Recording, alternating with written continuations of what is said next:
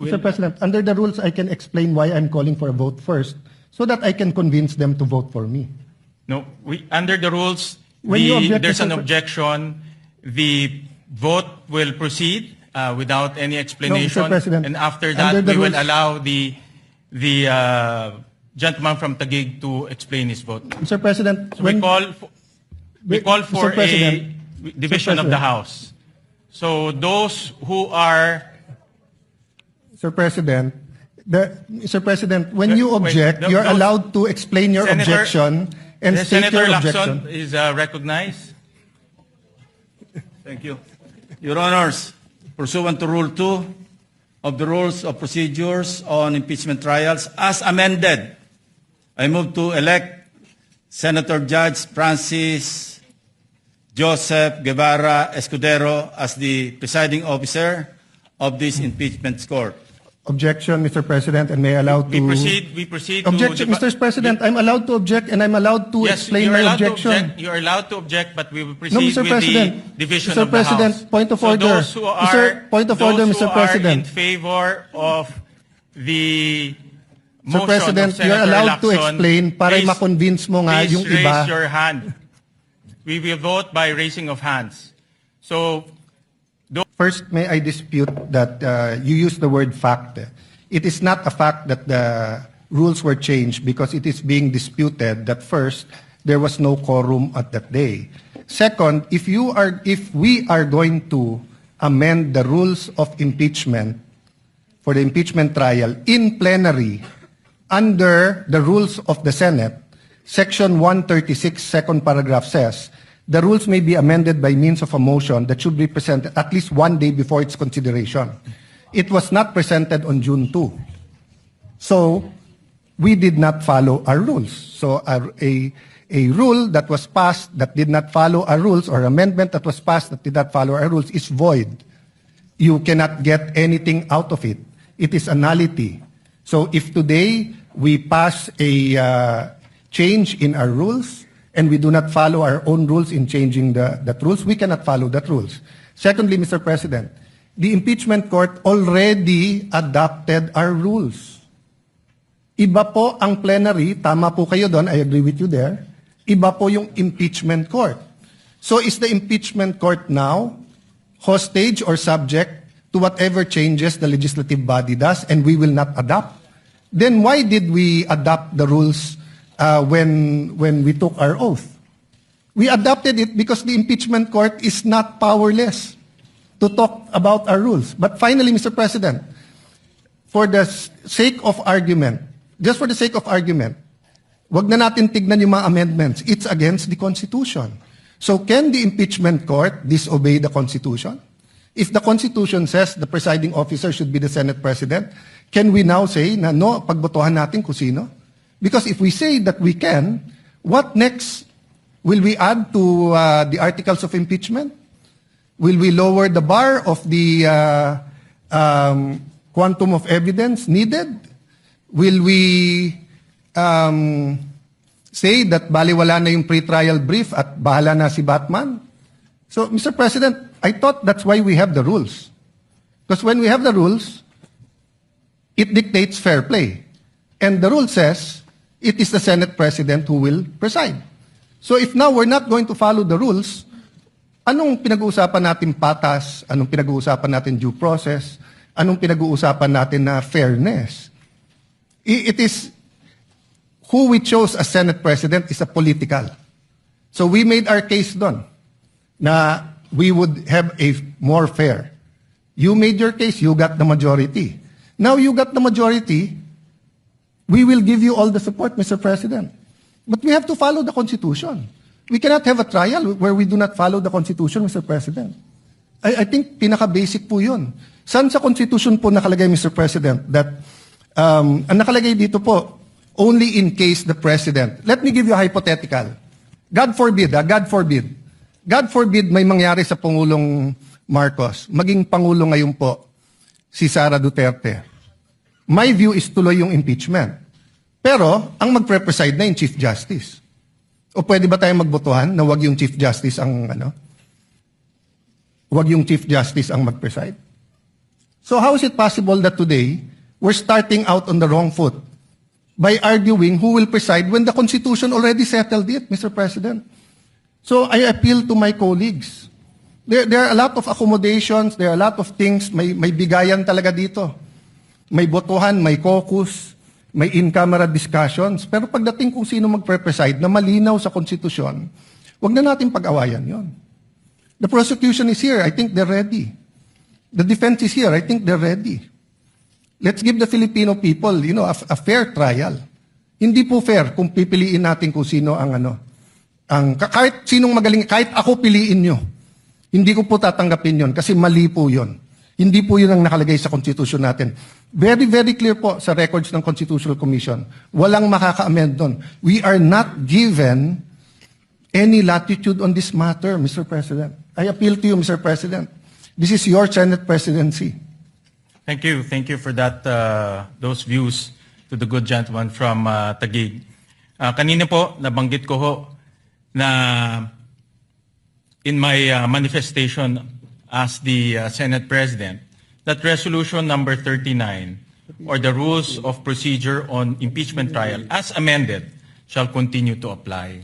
So in other words po, rin-recognize ho nitong impeachment court yung amendments na ginawa ho natin noong June 3. At kagaya ho ng nasabi ko kanina, the humble view of this presiding officer is if there are any discussion on resolution number 43 as adopted as resolution number 40, it should be done in plenary. Because doon ho natin doon ho natin inadopt yung impeachment rules of impeachment, doon rin ho natin inamendahan. At nabigyan naman po ng oportunidad ang bawat isa para magkomento, magbigay ng pahayag, magbigay ho ng kanilang legal opinion. Pero at that time, wala naman po ang nag-object at inadopt po ng Senado in a legislative body.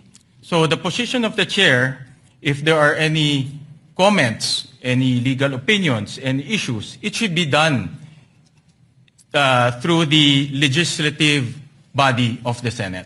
Mr. President, there is no conflict, Mr. President. With your permission, Mr. President. There's no conflict. If you want to discuss it, in 3 weeks may session na tayo. So all we have to do today is follow the Constitution. You preside. Then pagdating ng plenary, then we can debate whether we are allowed to amend the Constitution or not. Because, Mr. President, that's why I premise this not as a parliamentary inquiry or as a point of information or whatever we may call it. That's why it's a point of order. A higher point of order than the point of order in the rules is a point of order in the Constitution. The Constitution says it is the Senate President who will preside. So are we saying now, Mr. President, that the rules can amend the Constitution? Is that the ruling of the chair? Before I make my final ruling on this matter, may I recognize the gentleman from Pampanga, Senator Kiko Pangilinan. Thank you, Senate President. Mr. President, with all due respect, the Constitution does not provide that the Senate President must preside in cases of impeachment trial. What the Constitution provides is that when the President is undergoing impeachment, going through the trial, is being tried, the Chief Justice must preside. Nowhere in the Constitution, in the provisions on public accountability and impeachment, does it say that the Senate President must preside when the Vice President is under trial or any other impeachable officer. And precisely because of this, and precisely because the Constitution likewise allows Congress, not the impeachment court, Congress, to promulgate its own rules, which is what the Senate did in June 3.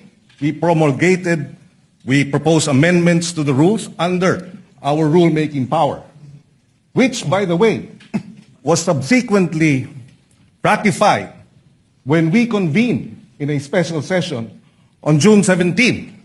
The June 3 journal was ratified unanimously on June 17 when we had our special session. And in the June 3 minutes and the journal, precisely we approved the amendments to the rules. This was further ratified on June 17.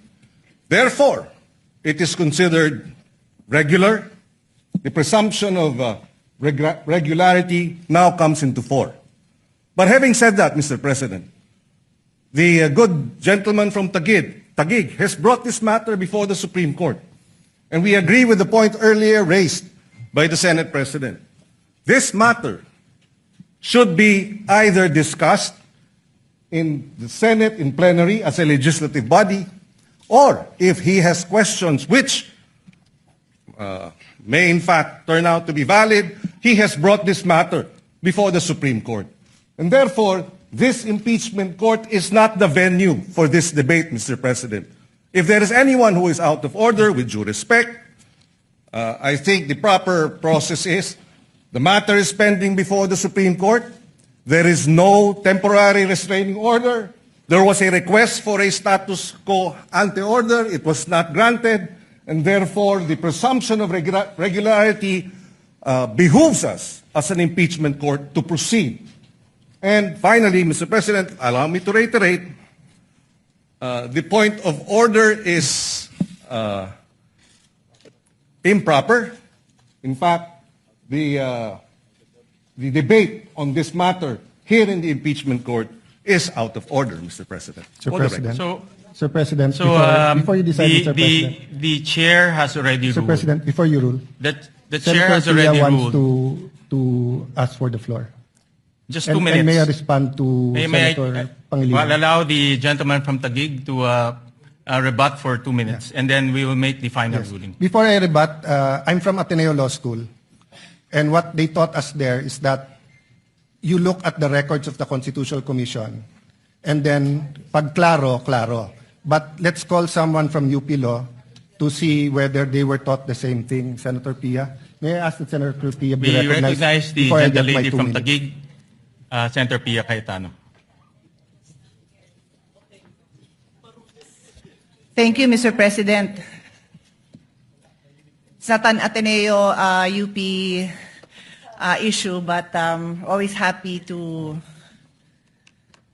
stand before our colleagues and share our experience in the UP College of Law. I was prepared to address this to all our members of the bar in the Senate, but since it is Senator Kiko, my schoolmate, my teammate actually in the UP volleyball varsity team who stood up, I'll also specifically address it to Senator Kiko. So dear Senator Kiko and our colleagues in the majority, knowing that you have members in the majority that are lawyers, and for those who are not lawyers, you definitely have consultants who are lawyers. Wala naman siguro ni isang senador dito na walang consultant na abogado. Kahit ako abogado, ang dami ko hong staff na abogado din. Why? Because these are legal issues. We need to talk to the experts. Kung pag-uusapan natin ang mental health, physical health ng Vice President, then of course we will not listen to lawyers. We will listen to doctors, di ba? So this is a legal issue. Let's hear what the lawyers have to say. But let me just quote, because I know the Senate President doesn't have time to call on all the lawyers. So if you ask your lawyers in your staff, I'm sure nag-abala sila to look at the constitutional records, to look at the journal. I'm sure. And if they did not, please take your cell phone now and text your staff. What does the constitutional journal, the records of the debate show? Sinabi na po ni Senator Alan Cayetano, you can question him, you can doubt him, ask your staff. May I ask you, dear colleagues, let's do our job well. The same way when you stand up and you tell me to do my job well and you disagree, I disagree with your point of view, I will listen intently to your point of view.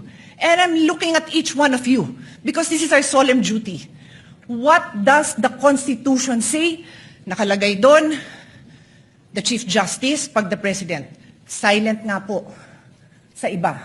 So sabi ng iba, at yan ang sinasabi ng Senate President natin, na mukhang pwedeng iba. So we looked at what the constitutional framers said. What did they say? Nagdebate na po sila, colleagues. Nagdidebate tayo dito. Pag sinabi ng sponsor, ito na yung paliwanag, yung nag-i-interpolate at nagbibigay ng amendment, sinasabi niya, okay, yung pala paliwanag mo, okay na ako. No need to amend. Yun at yun din ang sinabi. Let's place ourselves in that position. Because that happens to us every day. Every day, somebody stands up and says, ano ibig sabihin nito? And the sponsor will explain. Pag hindi maliwanag, sasabihin nung nag-i-interpolate or nag-a-amend, ay, papa-amend ko kasi hindi maliwanag or I want to improve it. Pero kung nagkaintindihan naman, okay na. Eh, yun nga yung binasa, tanungin nyo naman po yung staff nyo. Or let's pause, let's all get a copy. Let's show it. Because this is the foundation of this trial na tama yung nakaupong presiding officer. So that's my first point. Mag-abala naman tayo. Read it yourself, ask your staff to print a copy. In fact, on that note, may I ask Senator Alan's staff to print a copy and give it to all our colleagues. Mabilis lang yan, hindi na yan mapapatagalan. Show it. We can take judicial notice naman po siguro of it. Siguro naman, alam na natin ang ibig sabihin ng judicial notice.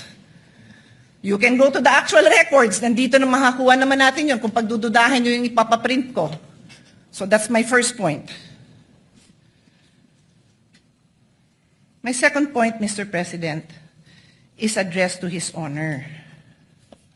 If His Honor will insist that we have to call a regular session, we have to be in session to amend the impeachment rules, eh di tawagan niyo po ang Malacanang. Nagpa-special session naman po siya, di ba, with all due respect, to pass the National Orchid Law. To pass, what else? Ano, tatlo yun eh. Oo nga, yun nga, yung waling-waling as National Orchid, ano pa yung dalawa? No, I know, I'm not questioning it. I'm saying that there was a special session called to pass 3 laws. Naalala ko yung waling-waling because I love it. This is important. O ano pa yung dalawa? Unfortunately, hindi ko na maalala. Dalawang naturalization. Sports-minded po tayo. Love po natin yun. Nagkaroon ba ng laban between now and July para mag-special session tayo para doon? Hindi ko alam. But in any case, ito importante to, di ba? E di kung pa-i-insist nyo na yung impeachment amendment na yan kailangan gawin ng special session, eh, mapapatawag tayo ng special session. Mukha namang very supportive naman ang Malacanang sa majority. Di ho ba? Pero I take the position that we are in impeachment court. We are already in impeachment court. Therefore, the amendments must happen here. Medyo common sense din naman po yan. Rest my case, yun lang po. But as soon as the copies come, I will give it to you. Colleagues, look at it. Huwag tayong majority-minority botohan. Ayusin natin yung pagboboto natin dahil pinapanood tayo, pinapaniwalaan tayo, at umaasa sa atin ang taong bayan. Maraming salamat po. Once again, it is, again, before the chair rules, let me acknowledge a former Senate President, Senator Tito Soto. Thank you, Mr. President.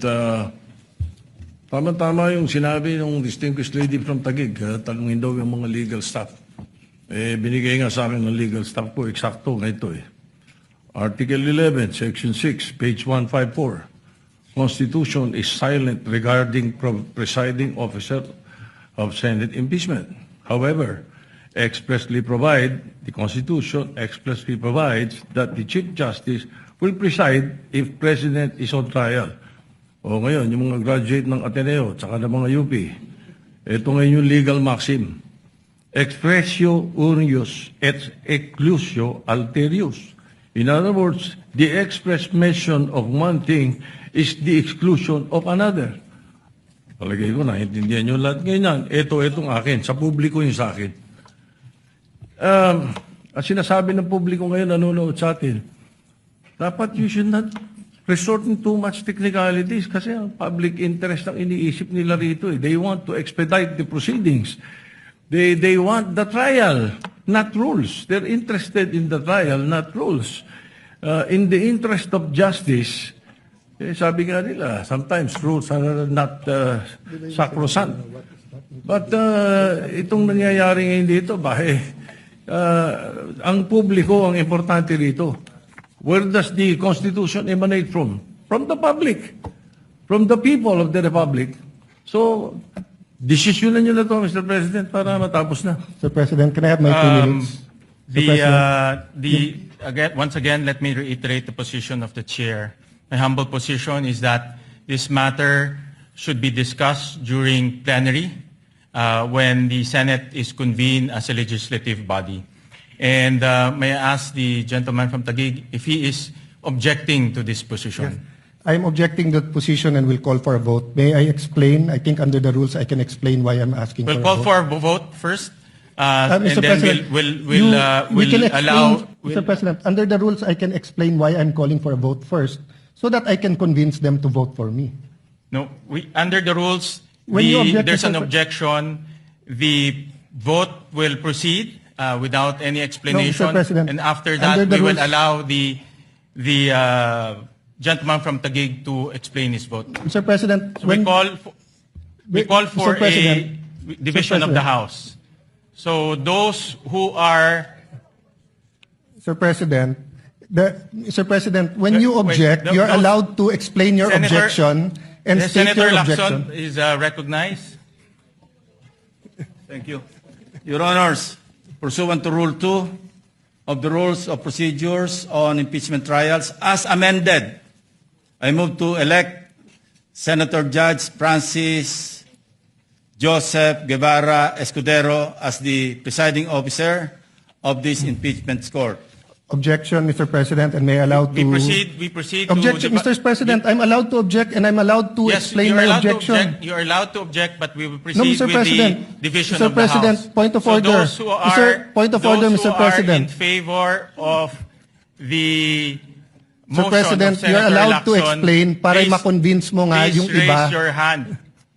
We will vote by raising of hands.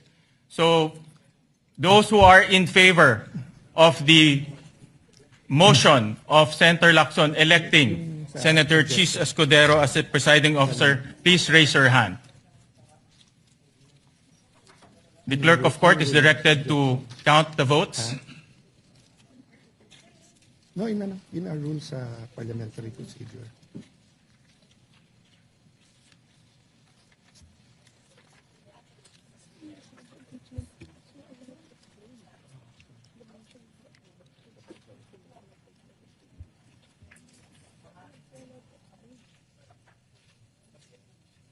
How many? How many? Explain my vote, Mr. President. Hold on. Allow the chair to make a ruling. Those who are against to the motion of Senator Lacson electing Senator Chis Escudero as the presiding officer, please raise your hand.